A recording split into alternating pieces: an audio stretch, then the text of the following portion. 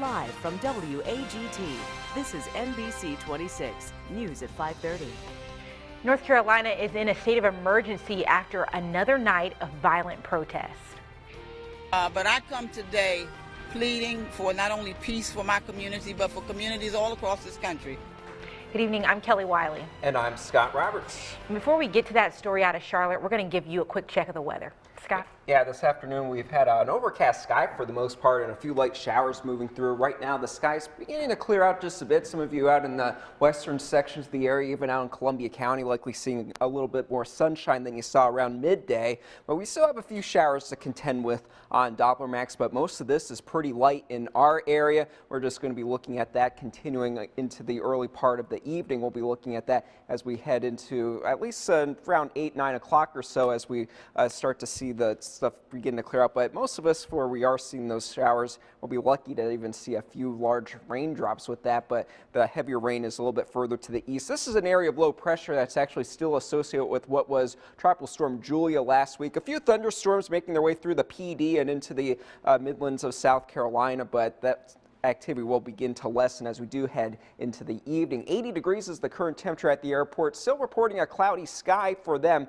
but it's going to feel a little bit cooler out there than that 80 degrees possibly for some of you with those showers and those thicker clouds. North winds at 6 miles per hour, but we're saying we'll have a little bit of a heat index because of the humidity with those showers. Where the clouds have been thicker and where we've had those showers, temperatures are a little bit cooler, but off to the west, nearing 90 degrees for a few spots like Sparta, 87 degrees because of a little bit more sunshine throughout the day there. And as we head into the evening, a few spotty showers will still be possible. Temperatures will be cooling off into the 70s and then upper 60s by tomorrow morning. And for the first full weekend of fall, it looks like our conditions will be drying out and actually heating up again. We'll have those details coming up in just a little bit. Thanks, Scott. You're taking a live look out on I-20 near the Grovetown exit. Things looking pretty smooth right now. If you do see an accident, make sure to send us a picture if you're in a safe spot, and you can submit it to my capture on 26NBC.com. Road closures for this year's Ironman are starting up Friday. The westbound lane on Broad Street will be closed from 8th Street and 9th Street. That will be from Friday until Sunday at 6 p.m. And on our website, we've included a map of all the closures and a list of what's closed off and when.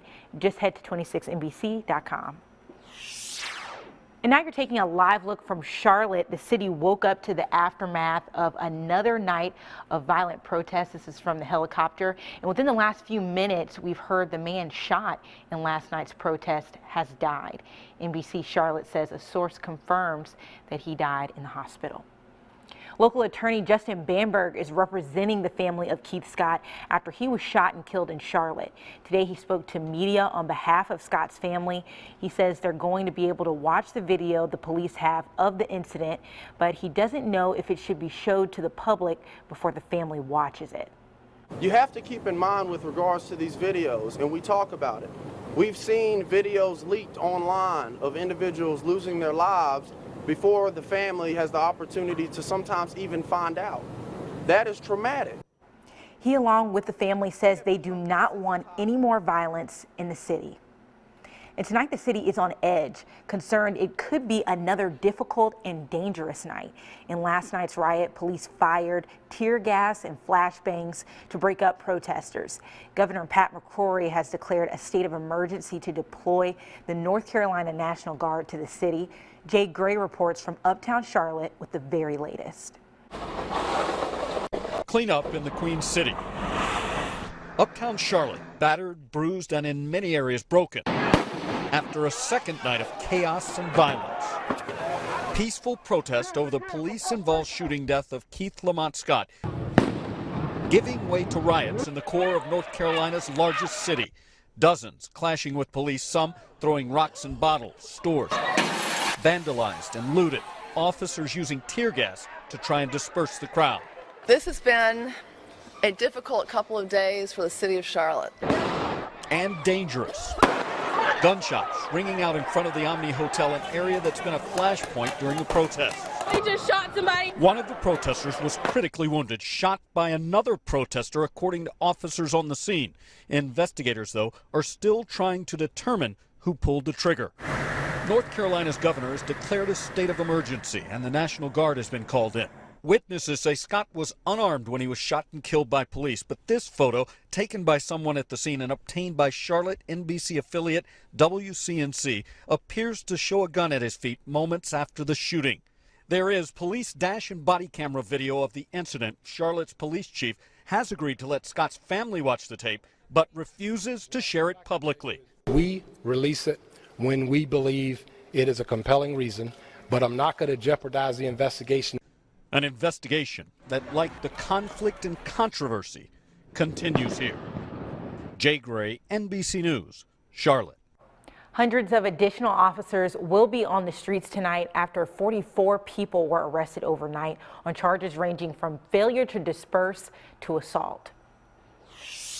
New tonight at 5:30, a Tulsa police officer now facing first-degree manslaughter charges after the shooting death of Terrence Crutcher last week.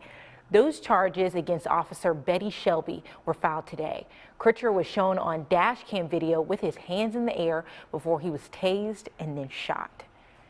Investigators in New York now think they know what could be a motive after the bombings in New York and New Jersey. Officials say newly released pages from the suspect's journal make references to a high-ranking ISIS leader who was killed last month.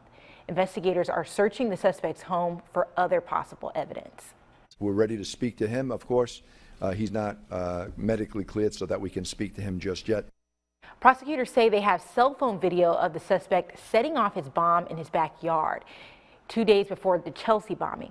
Investigators also want to speak with the witnesses who found the bag with the bomb. And it may be one of the largest cybersecurity breaches ever. Yahoo says data from at least 500 million user accounts were stolen. The company says an individual acting on behalf of a government was behind the breach.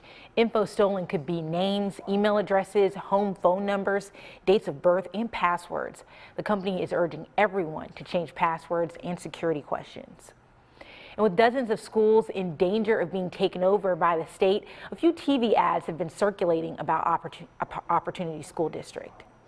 Christy Etheridge is on your side looking into the claims in the ads. Yeah, sometimes it's hard to know what to believe, and with so much noise around this nonpartisan amendment, we're here to fact check each ad and break it down to the facts.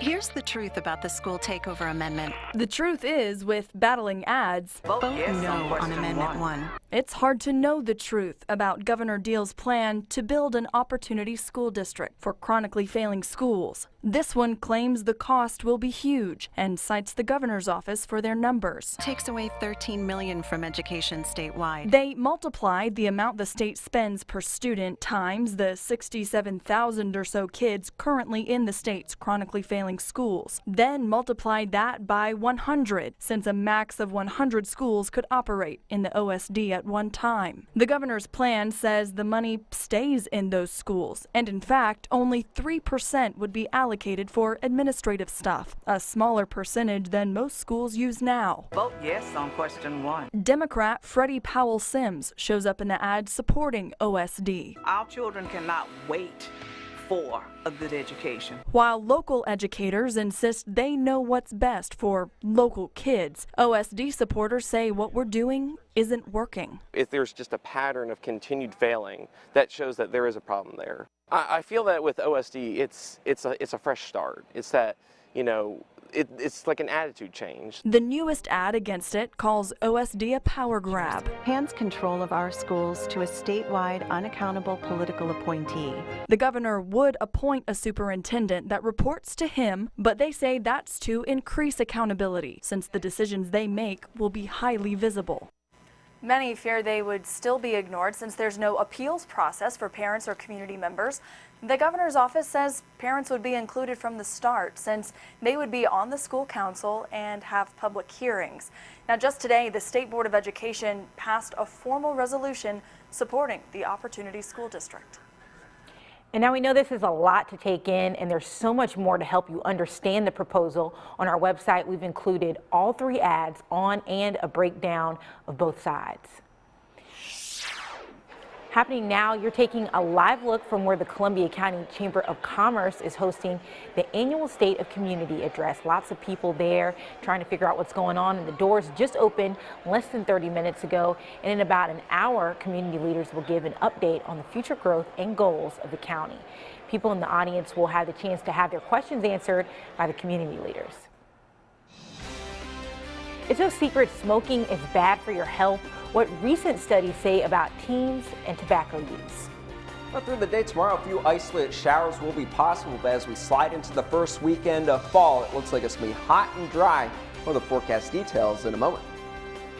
Both presidential candidates say the recent police shootings are unbearable. What each are promising to do about violence if they're elected.